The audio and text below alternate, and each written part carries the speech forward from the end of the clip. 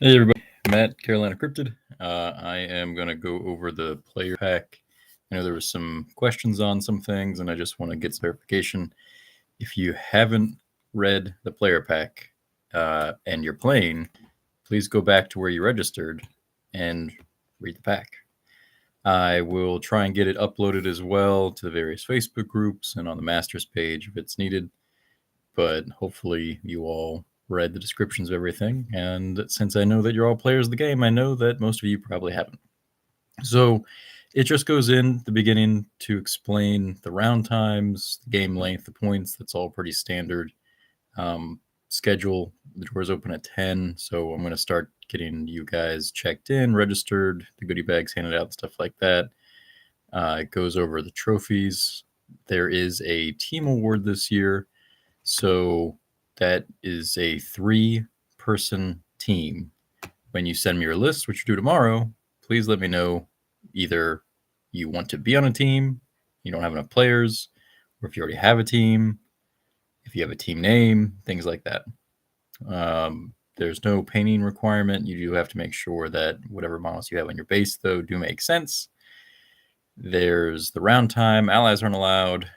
Withdraw we are allowing with -1 to hit modifier. We're not using command dice. And this will make a little bit more sense later on. For turn 7, you will not be scoring any objectives. You can only score attrition. So then I kind of go into the table setup after that. That's all pretty standard. The only unique piece that you're going to see is the flat terrain is height -1. So if you're just like the normal flat terrain piece, it is difficult area terrain. You can obviously shoot through it without any penalties because there's no height to it because it is flat. But if you're more than 50% inside of it, 1, you do get cover. Think of like a foxhole. And 2, you are subtracting 1 from that unit's height. And the example I use is a ogre horde goes inside, so their height 3 goes to a height 2. I then go into a list of possible missions that we can go through and play. The first mission map and the player that you're playing with will be given out next week. And then I go into scoring. So the scoring, of course, for Carolina Cryptid, which what it's known for is progressive scoring. You'll see that the very first part of the scoring is just the attrition table. So you'll see in 250 to 5-point increments after that, there is a 1 to 10-point attrition. This is all positive attrition. So you're not trying to calculate a difference or anything like that.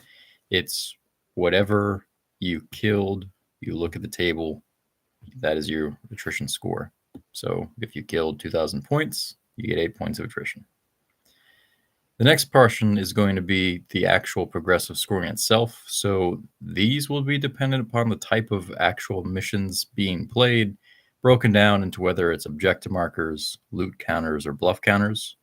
So I will break it down for you as it's written here. If it's an objective marker, or really any of them, you're going to make sure you can score at the end of turn 2 on the second player's end of their turn. So in the sense of, you know, pause the clock, you're going to check for these conditions. Each one is worth 1 point, and the total points is capped at 20 for the entire game that you guys will be playing. So do you control one objective marker? 1 point. Do you control 2 or more objective markers? 1 point. Do you control more objective markers than your opponent? 1 point. And do you control any objective marker on your opponent's half of the board?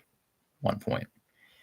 And again, these are all positive. So if you controlled 2 objective markers on your opponent's half of the board, you would get 1 for controlling 1, 1 for controlling 2 more, and 1 for controlling 1 objective marker on your opponent's half of the board. And if you happen to be controlling more, you'd be getting another 1 for that.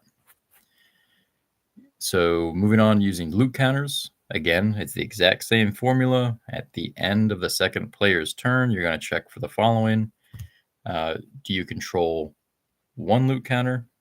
Do you control 2 or more loot counters? Do you control more loot counters than your opponent?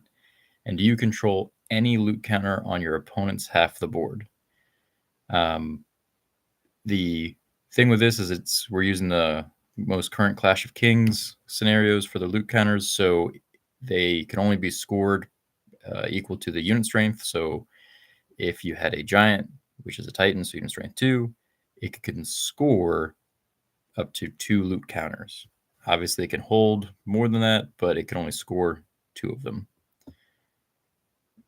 Moving on, we have bluff counters. Again, you're going to be checking for this at the end of the second player's turn, at the end of turn 2. So we're treating bluff counters exactly like the objective markers for purposes of controlling and scoring. So objective markers, bluff counters, they're going to have your little circle radius and then out from there.